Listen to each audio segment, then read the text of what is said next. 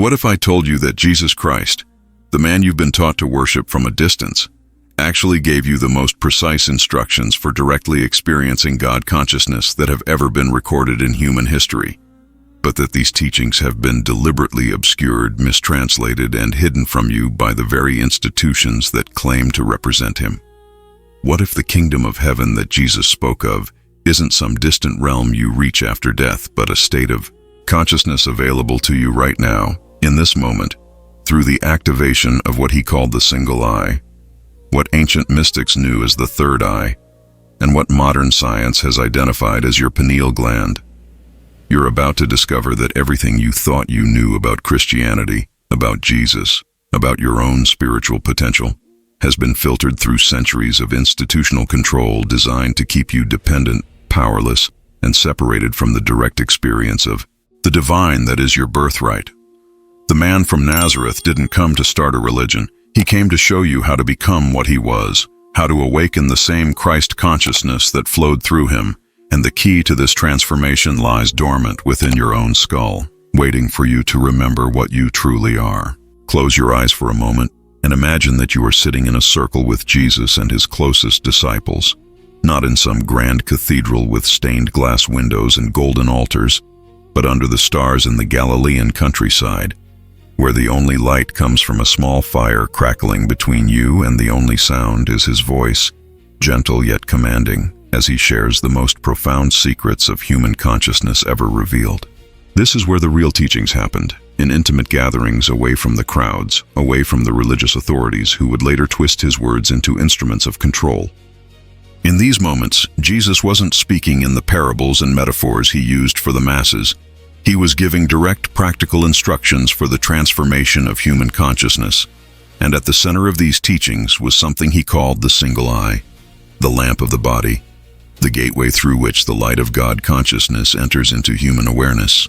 When Jesus said in Matthew chapter 6 verse 22, "The light of the body is the eye, if therefore thine eye be single, thy whole body shall be full of light," he wasn't speaking metaphorically. He was giving you a precise neurological instruction for the activation of your pineal gland, the small pine cone-shaped structure buried deep within your brain that ancient traditions recognized as the seat of the soul, the third eye, the portal through which human consciousness connects directly with divine consciousness. The Greek word he used for single is haplos, which doesn't just mean one, it means unified, whole, integrated, focused with laser-like intensity on a single point of awareness. This isn't about physical vision.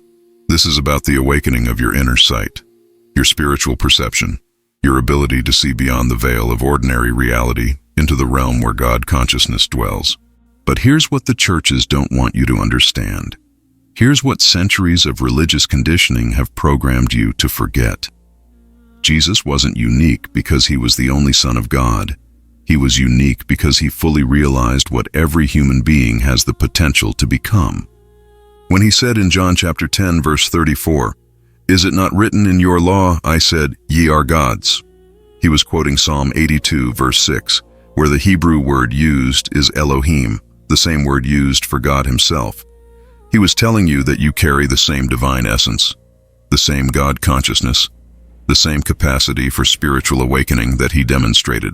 The difference isn't in your nature, it's in your level of activation, your degree of awakening, your willingness to step beyond the limitations that religious institutions have convinced you are absolute. Think about this for a moment. Really let this penetrate the layers of conditioning that have been built up around your spiritual understanding.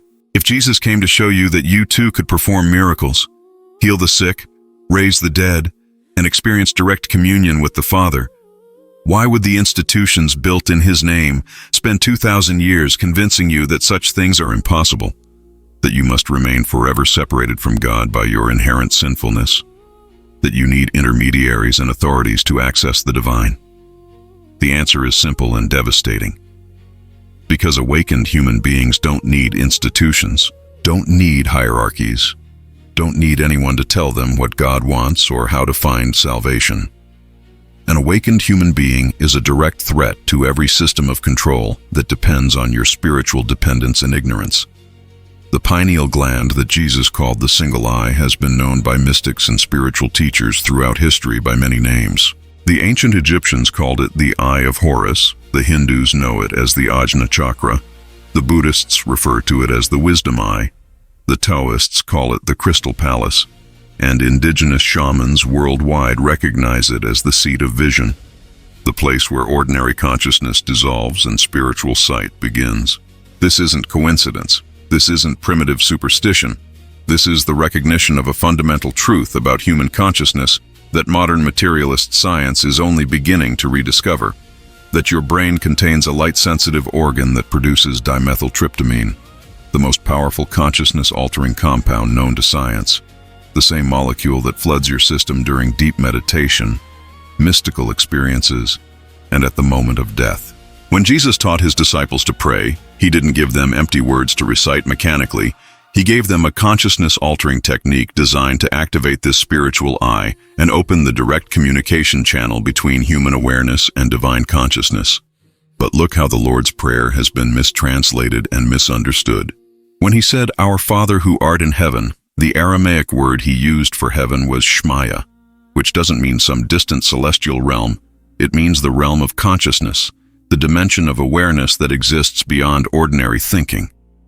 When he said, "Hallowed be thy name," the word for name in Aramaic is Shem, which means vibration, frequency, the sacred sound current that creates and sustains all existence. He was teaching them to attune their consciousness to the divine frequency, to align their inner vibration with the cosmic vibration that mystics call the Word, the Logos, the Om that underlies all creation. And when he taught them to say, "Thy kingdom come, thy will be done, on earth as it is in heaven," he wasn't asking for some future event. He was describing the process by which divine consciousness descends through the activated pineal gland into ordinary human awareness, transforming the lead of ego consciousness into the gold of Christ consciousness. The kingdom of heaven isn't a place you go to after you die. It's a state of consciousness you can access right now through the proper activation of your spiritual eye. And Jesus gave precise instructions for how to do this that have been hidden in plain sight for 2,000 years. But let's go deeper into this mystery, because what I'm about to share with you will fundamentally change how you understand not just Christianity, but the entire purpose of human existence. The pineal gland isn't just some vestigial organ left over from evolution. It's the most sophisticated consciousness technology ever developed by the intelligence that created the universe. This tiny gland, no bigger than a grain of rice, contains more mystery and potential than all the temples and churches ever built by human hands. It contains actual crystals, piezoelectric calcite crystals, that can transduce mechanical pressure into electrical signals and electrical signals into mechanical pressure. It's literally a biological crystal radio tuner sitting in the geometric center of your brain, capable of receiving and transmitting frequencies far beyond the range of ordinary perception. When Jesus spoke of the single eye, he was describing the state in which these crystals become activated, aligned, and tuned to the frequency of divine consciousness. In this state, the pineal gland begins producing large quantities of dimethyltryptamine, often called the spirit molecule, which dissolves the boundaries between self and cosmos, between human and divine, between the individual wave and the infinite ocean of consciousness from which it arises. This is the neurochemical basis of what mystics call union with God, what Jesus called being born again, what the Eastern traditions call enlightenment or awakening. It's not a metaphor, it's not symbolic, it's a precise biological and neurological process that every human being is equipped to experience. Now I want you to consider something that might shake the very foundations of how you understand your relationship with the divine. What if the fall of man described in Genesis wasn't a moral failing but a neurological event? What if the forbidden fruit represents the calcification of the pineal gland that occurs when human beings become trapped in purely rational left-brain thinking and lose their connection to the intuitive mystical awareness that flows through the activated third eye? The Hebrew word used in Genesis for the tree of the knowledge of good and evil is da'ath, which means dualistic thinking, the kind of mental activity that separates and categorizes rather than unifying and integrating. When consciousness becomes trapped in this dualistic mode, the pineal gland calcifies, the third eye closes, and human beings lose their direct connection to divine consciousness, falling into the illusion of separation that creates all suffering. This is why Jesus emphasized again and again that you must become like little children to enter the kingdom of heaven. Children are born with active decalcified pineal glands. Their third eyes are naturally open, which is why they often report seeing angels, having invisible friends, and experiencing the world as magical and alive. But as they're educated into the rational materialist worldview of modern civilization, as they're taught to suppress their intuition and mystical awareness in favor of logical, linear thinking, their pineal glands gradually calcify, their spiritual sight dims, and they lose the direct experience of divine presence that was their birthright. The tragedy of modern Christianity is that it has become the very system that perpetuates this spiritual blindness while claiming to offer salvation from it. Instead of teaching you how to decalcify your pineal gland and reactivate your spiritual sight, churches have convinced you that such experiences are either impossible, dangerous, or reserved for special saints and mystics. Instead of showing you the practical techniques that Jesus actually taught for opening the single eye, they've given you rituals, dogmas, and beliefs that keep you forever dependent on external authorities and institutions. They've taken the most revolutionary consciousness teacher in human history and turned him into a distant savior who you can only approach through their mediation. But Jesus himself made it absolutely clear that this wasn't his intention, when he said in John chapter 14, verse 12, "Verily, verily, I say unto you, he that believeth on me, the works that I do shall he do also, and greater works than these shall he do." He wasn't speaking to some future generation of super Christians. He was speaking to you right now, in this moment. The Greek word translated as believeth is pistuo, which doesn't mean intellectual acceptance of doctrines. It means to trust completely, to have such confidence in something that you act upon it without hesitation. He was saying that if you trust completely in the consciousness that he embodied, if you have absolute confidence in your own divine nature, you will not only perform the same miracles he performed, you will exceed them. And what was the source of his miraculous power? It was his fully activated pineal gland, his completely opened third eye, his perfect attunement to the divine frequency that flows through all existence. When he healed the sick, he wasn't calling down power from some external god. He was radiating the divine energy that flowed through his activated consciousness directly into the energy fields of those around him. When he multiplied loaves and fishes, he wasn't violating the laws of physics. He was accessing the quantum field of infinite possibility through his opened spiritual sight and materializing what was needed from the realm of pure potential. When he walked on water, he wasn't defying gravity. He was operating from a level of consciousness where the ordinary laws of three-dimensional reality become fluid and malleable. This is your potential. This is what you were created to become. This is the true meaning of being made in the image of God. You are not a miserable sinner groveling for forgiveness. You are a divine being temporarily wearing the costume of human form, and the purpose of your existence is to remember what you truly are and embody it fully in this dimension. The pineal gland is the key that unlocks this remembering, the biological mechanism through which your human consciousness reconnects with its divine source. And Jesus gave you specific instructions for how to activate it that have been preserved in the Gospels despite centuries of institutional suppression. When he taught about prayer, he wasn't talking about petitioning some distant deity for favors.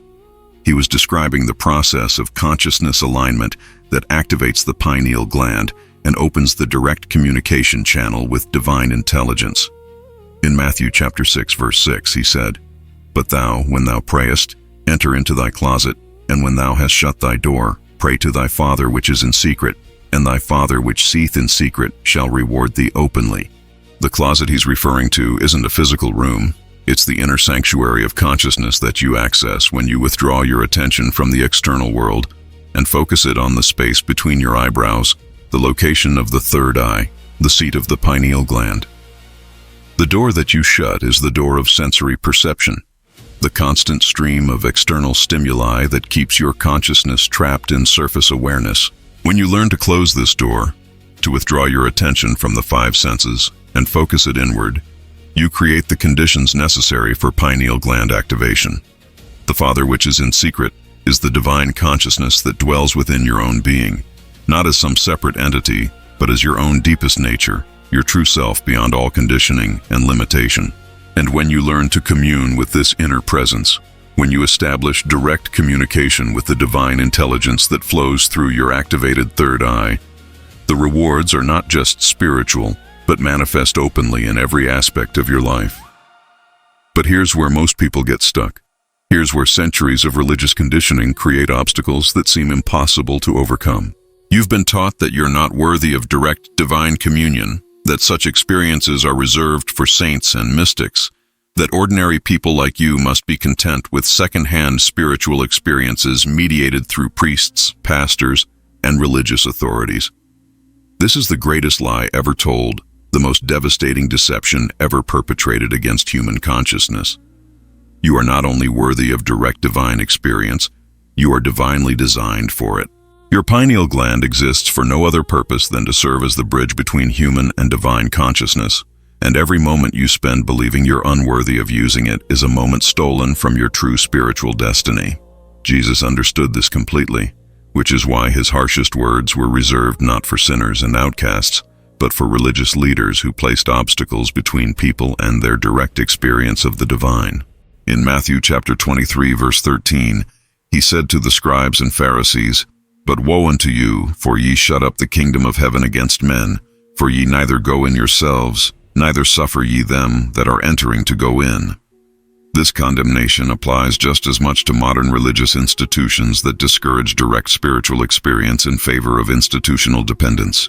They have shut up the kingdom of heaven, which is the awakened state of consciousness accessible through pineal gland activation, and they neither enter this state themselves, nor allow their followers to discover the techniques for accessing it. The kingdom of heaven that Jesus spoke of constantly isn't some distant realm you reach after death. It's a state of consciousness that becomes accessible when your pineal gland is fully activated and your third eye is completely open. In this state, the boundaries between self and cosmos dissolve, individual consciousness merges with universal consciousness, and you experience directly what mystics throughout history have called union with God, cosmic consciousness, or enlightenment. This is what Jesus meant when he said in Luke chapter 17, verse 21, "Neither shall they say, Lo here, or Lo there, for behold, the kingdom of God is within you." The Greek phrase translated as within you is entos human, which means in the midst of you, in the center of you, in the very core of your being, where the pineal gland sits like a jewel in the crown of consciousness. Every meditation technique, every contemplative practice, every form of spiritual discipline developed by mystics throughout history has had one ultimate goal: the activation of this inner eye, the opening of this divine portal, the establishment of direct communication between human consciousness and the infinite intelligence that creates and sustains all existence. When Buddhist monks spend decades in silent meditation, when Sufi mystics whirl in ecstatic dance, when Christian contemplatives practice centering prayer, when Hindu yogis focus on the space between their eyebrows, they are all working toward the same goal that Jesus described as making the eye single, so that the whole body becomes full of light. But you don't need to spend decades in a monastery or retreat center to begin this process. Jesus gave his disciples practical techniques that can be practiced by anyone, anywhere, at any time. The key is understanding what he actually taught, rather than what religious institutions have told you he taught. When he said in Matthew chapter 6, verse 22 to make your eye single, he was giving you a specific meditation instruction. Focus your attention on the point between your eyebrows, the location of the third eye, and maintain this focus until the scattered rays of consciousness converge into a single beam of concentrated awareness that penetrates through the veil of ordinary perception into the realm of divine vision. This isn't just ancient mysticism, this is cutting-edge neuroscience. When you focus your attention on the space between your eyebrows and maintain this focus with relaxed concentration, you stimulate the pineal gland through a complex neurological process involving the optic nerves, the hypothalamus, and the limbic system. As this stimulation continues, the pineal gland begins producing increased quantities of melatonin, serotonin, and dimethyltryptamine, creating the neurochemical conditions necessary for expanded states of consciousness, mystical experiences, and direct spiritual insight. The single eye that Jesus spoke of isn't a metaphor. It's the activated state of the pineal gland that modern science is finally beginning to understand and validate.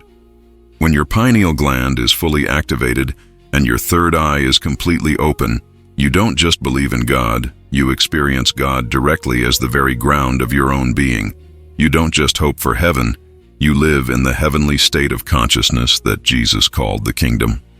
You don't just pray to some distant deity, you commune continuously with the divine intelligence that flows through your own awakened awareness.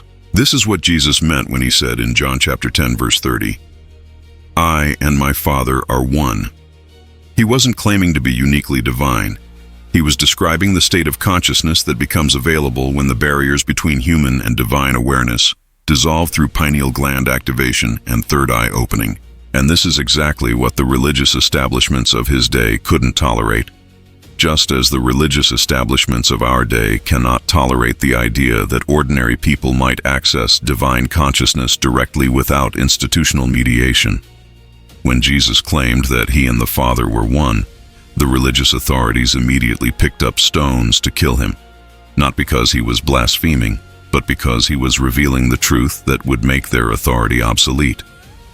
If every human being can achieve the same union with divine consciousness that he demonstrated, if everyone can activate their pineal gland and open their third eye to receive direct spiritual guidance, then what need is there for priests, pastors, bishops, and popes?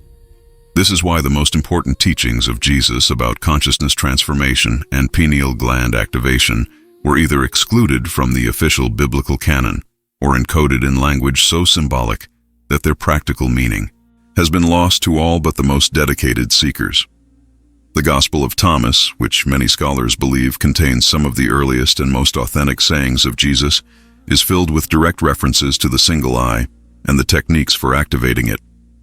In saying number 85, Jesus says, "When you make the two into one, and when you make the inner like the outer, and the outer like the inner, and the upper like the lower, and when you make male and female into a single one, so that the male will not be male and the female will not be female, then you will enter the kingdom."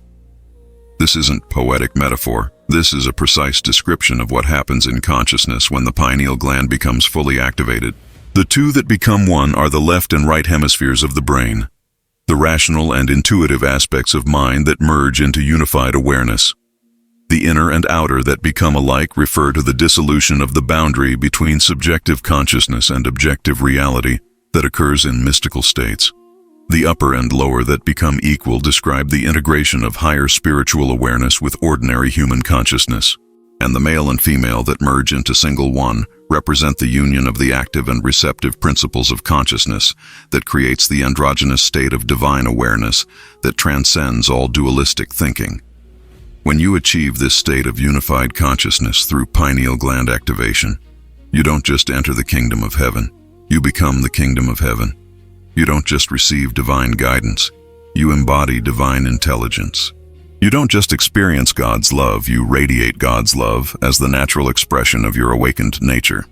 This is what Jesus meant when he said in John chapter 14 verse 20, "At that day ye shall know that I am in my Father, and ye in me, and I in you." The day he's referring to is not some future apocalyptic event. It's the day when your pineal gland becomes fully activated, your third eye completely opens, and you realize experientially that there has never been any separation between your consciousness and divine consciousness, between your being and God's being. But achieving this state requires more than just intellectual understanding. It requires practical application of the techniques that Jesus taught for consciousness transformation and pineal gland activation. And here's where most people stumble. Here's where the rubber meets the road in terms of actual spiritual development rather than mere religious belief. The path to pineal gland activation and third eye opening requires discipline, dedication, and a willingness to challenge every assumption you've been taught about the nature of reality, consciousness, and your own spiritual potential. The first step is learning to withdraw your attention from the constant stream of external stimuli that keeps your consciousness trapped in surface awareness. In our modern world, we are bombarded every moment with sensory input designed to keep us distracted, agitated, and focused outward rather than inward. Television, internet, social media, constant noise, artificial lighting, processed foods, and environmental toxins all contribute to pineal gland calcification and third eye closure. To reverse this process, you must create periods of sensory withdrawal where your consciousness can turn inward and begin the process of spiritual sight activation. Jesus modeled this constantly throughout his ministry. Again and again, the Gospels describe him withdrawing from the crowds, going up into the mountains alone, spending entire nights in prayer and meditation.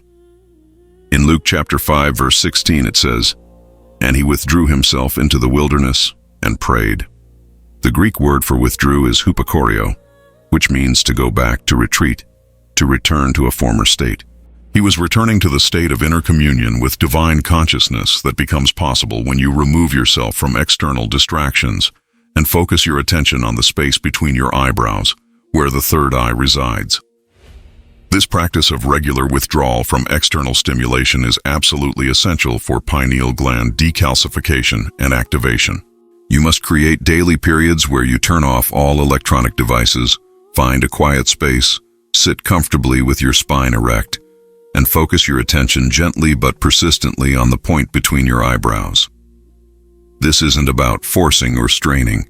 It's about relaxed concentration, the kind of effortless effort that Jesus described when he said in Matthew chapter 11, verse 30, "For my yoke is easy and my burden is light."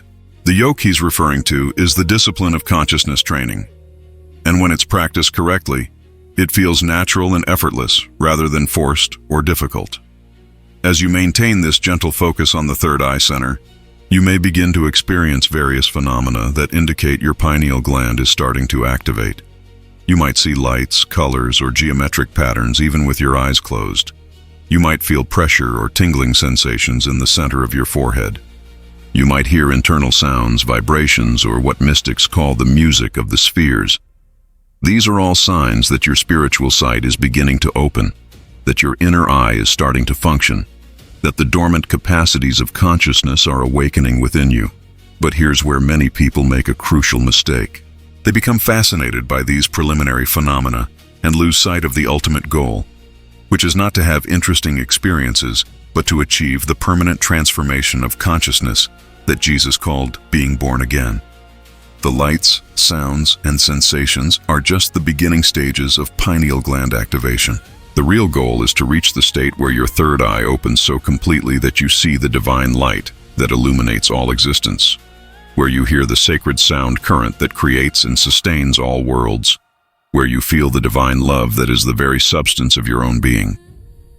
This is what Jesus meant when he said in John chapter 3, verse 3, "Except a man be born again, he cannot see the kingdom of God." The Greek phrase translated as born again is genao anothen, which literally means born from above, born from a higher dimension of consciousness. This isn't about accepting certain beliefs or performing certain rituals. This is about the actual transformation of your neurological structure through pineal gland activation that allows you to perceive dimensions of reality that were previously invisible to ordinary consciousness.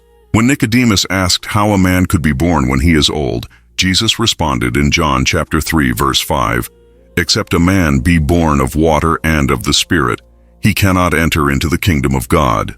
The water represents the cerebrospinal fluid that bathes the brain and spinal cord, and when the pineal gland is activated, this fluid becomes charged with spiritual energy that transforms the entire nervous system. The Spirit represents the divine consciousness that descends through the open third eye to take up residence in human awareness. Being born of water and spirit is a precise description of the neurological and spiritual process that occurs when the pineal gland becomes fully activated and consciousness is permanently transformed.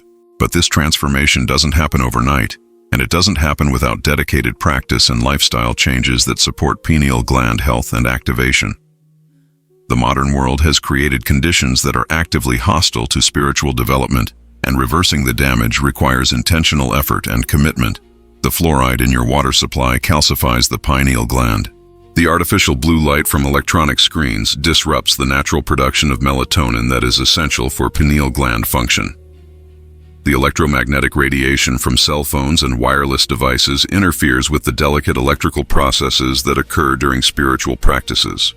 The processed foods, artificial chemicals, and environmental toxins that surround us all contribute to the spiritual blindness that Jesus came to heal. This is why he emphasized so strongly the importance of purity, not as moral righteousness, but as the practical prerequisite for consciousness transformation. When he said in Matthew chapter 5, verse 8, "Blessed are the pure in heart, for they shall see God," he wasn't talking about sexual morality or ethical behavior. He was describing the state of physiological and psychological clarity that allows the pineal gland to function optimally and the third eye to open fully. The Greek word translated as pure is katharos, which means clean, clear, free from contamination. A pure heart is a heart that has been cleansed of all the toxins, both physical and mental, that interfere with spiritual sight. Achieving this purity requires attention to both the substances you put into your body and the thoughts you allow to occupy your mind. Your pineal gland is exquisitely sensitive to everything you consume, from the food you eat to the media you watch to the conversations you engage in.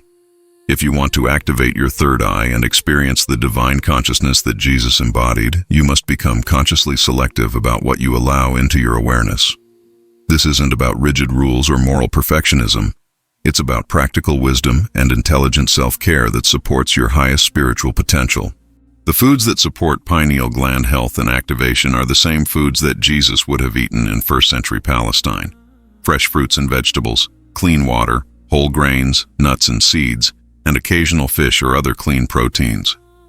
The foods that interfere with pineal gland function are the processed, artificial, chemically contaminated products that fill modern supermarkets and restaurants. Raw, organic, living foods provide the nutrients and life force energy that your pineal gland needs to produce the neurochemicals necessary for expanded consciousness and spiritual sight. But physical purity is only half of the equation. Mental and emotional purity are equally important for third eye activation and consciousness transformation. The thoughts you think, the emotions you feel, the mental states you cultivate all directly affect the functioning of your pineal gland and your capacity for spiritual perception. This is why Jesus taught so extensively about the power of thought and the importance of mental discipline. When he said in Matthew chapter 5, verse 28, "But I say unto you that whosoever looketh on a woman to lust after her hath committed adultery with her already in his heart," he wasn't establishing a moral law. He was describing the spiritual law that your inner state of consciousness determines your outer experience of reality. The word translated as lust is epithumeo, which means to set the heart upon, to long for, to desire intensely. Jesus was teaching that when you allow your consciousness to become fixated on desires that pull you away from divine awareness, you create mental and emotional states that interfere with pineal gland activation and third eye opening. This isn't about suppressing natural human desires. It's about learning to direct your desires toward their ultimate source in divine consciousness, rather than getting trapped in endless cycles of seeking fulfillment in external objects and experiences that can never satisfy the soul's longing for God. This is the deeper meaning behind all of Jesus' teachings about renunciation, self-denial, and taking up your cross. He wasn't advocating suffering for its own sake. He was describing the practical discipline required to redirect consciousness away from the external world and toward the inner realm where divine communion becomes possible. When he said in Matthew chapter 16, verse 24, "If any man will come after me, let him deny himself and take up his cross and follow me," he was giving instructions for the consciousness training that leads to pineal gland activation and spiritual awakening. The self that must be denied is not your true divine nature. It's the false ego identity that keeps you trapped in the illusion of separation from God. The cross that must be taken up is the discipline of daily spiritual practice, the commitment to consciousness transformation even when it requires effort and sacrifice. And following him doesn't mean joining a church or accepting certain beliefs. It means walking the same path of inner development that he walked, using the same techniques for consciousness expansion that he used, achieving the same state of divine union that he achieved. This path requires what mystics call the dark night of the soul, the period of intense purification, where everything that is false in your understanding of yourself and reality is stripped away to reveal the divine truth that has always been present beneath the layers of conditioning and illusion. This isn't a pleasant process, and it's not for the spiritually weak or uncommitted.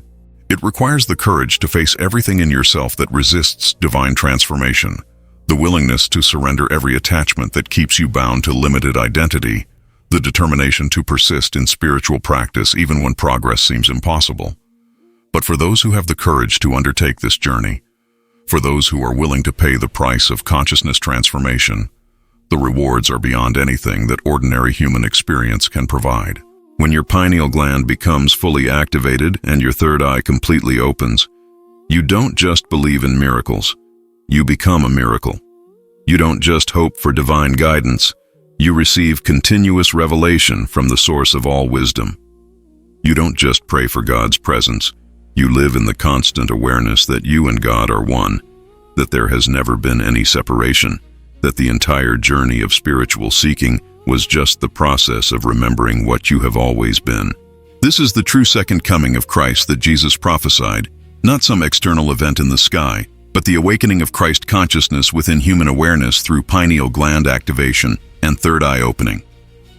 When he said in Matthew chapter 24, verse 27, "For as the lightning cometh out of the east, and shineth even unto the west, so shall also the coming of the Son of Man be," he was describing the flash of divine illumination that occurs when consciousness is permanently transformed through spiritual practice and inner development.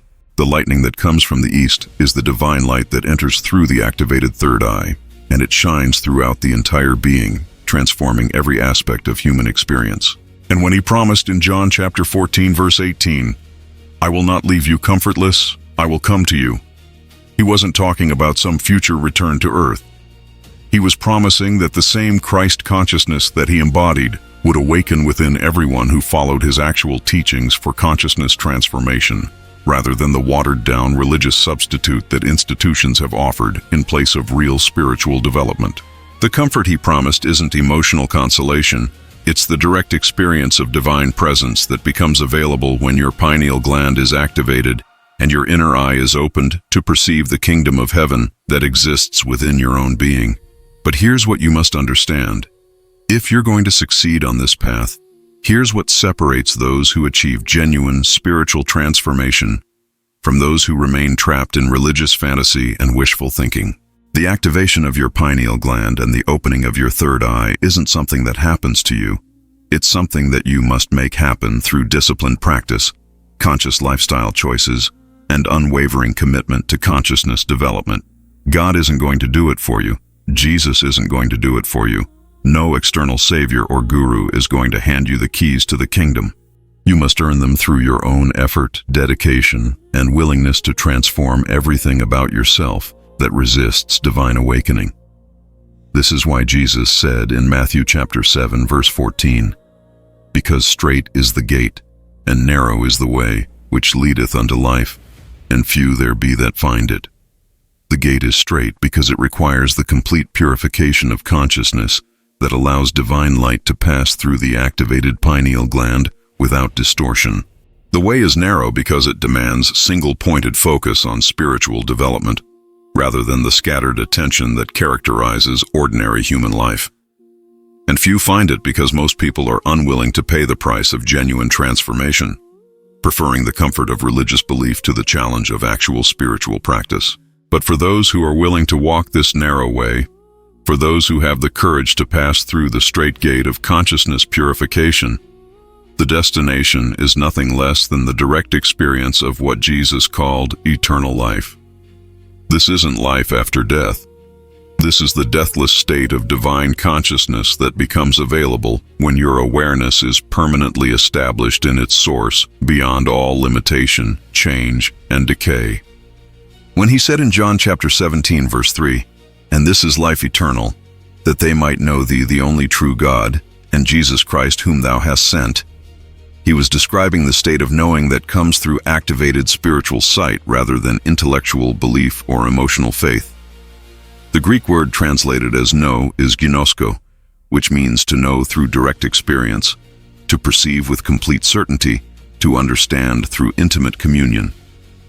This isn't knowing about God through books or sermons. This is knowing God directly through the opened third eye that perceives divine consciousness as the very ground of your own being. And knowing Jesus Christ doesn't mean accepting him as your personal savior. It means recognizing that the same Christ consciousness that he embodied is your own deepest nature, waiting to be awakened through pineal gland activation and spiritual development. This is the ultimate secret that has been hidden in plain sight throughout the entire Christian tradition. The key that unlocks not just the mysteries of the Gospels, but the mysteries of human existence itself. You are not a separate being struggling to find God. You are God temporarily forgetting your true nature and gradually remembering it through the process of consciousness evolution. Your pineal gland is not just a biological organ.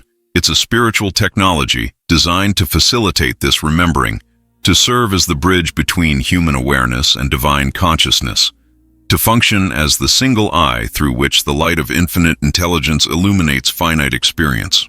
Every spiritual practice, every meditation technique, every form of prayer or contemplation that has ever been developed by mystics throughout history has had one ultimate purpose: to activate this inner eye, to open this divine portal, to establish direct communication between individual consciousness and universal consciousness. The specific methods may vary, the cultural expressions may differ, the religious languages may seem contradictory, but the goal is always the same: the transformation of human awareness through the awakening of spiritual sight. And now, in this moment, as you read these words and feel the stirring of recognition in your heart, as something deep within you responds to these truths with a knowing that goes beyond intellectual understanding, you are being invited to begin this journey for yourself. You are being called to move beyond the second-hand spirituality of institutional religion and discover the first-hand experience of divine consciousness that is your birthright as a human being created in the image of God. This isn't just another spiritual teaching to add to your collection of interesting ideas. This isn't just fascinating information about ancient mysteries and modern neuroscience. This is a direct invitation to transformation, a practical guide to the activation of your own divine potential, a roadmap to the kingdom of heaven that Jesus promised exists within your own being. The question isn't whether these things are true. The question is whether you have the courage to find out for yourself through actual practice rather than mere speculation. If something in these words has awakened a hunger in your soul, if you feel called to explore the depths of your own spiritual potential, if you're ready to move beyond belief into direct experience, then I want you to understand that this is just the beginning. The activation of your pineal gland and the opening of your third eye is not a weekend workshop or a quick fix. It's a lifetime journey of consciousness development that will challenge everything you think you know about yourself, reality, and the nature of existence. But it's also the most rewarding journey you could possibly undertake, because it leads to the discovery of who and what you truly are, beneath all the layers of conditioning, limitation, and false identity that have accumulated over the years. It leads to the direct experience of the love, peace, joy, and freedom that are your natural state when consciousness is established in its divine source. It leads to the realization that everything you've been seeking in the external world has always been present within you, waiting to be discovered through the opening of your inner eye. So let me leave you with this challenge, this invitation, this call to the greatest adventure that human consciousness can undertake. Tonight, when you go to sleep, instead of losing yourself in unconsciousness, try to remain aware as your body relaxes and your mind begins to quiet. Focus your attention gently on the space between your eyebrows, the location of your third eye, and maintain this focus as you drift into the borderland between waking and sleeping.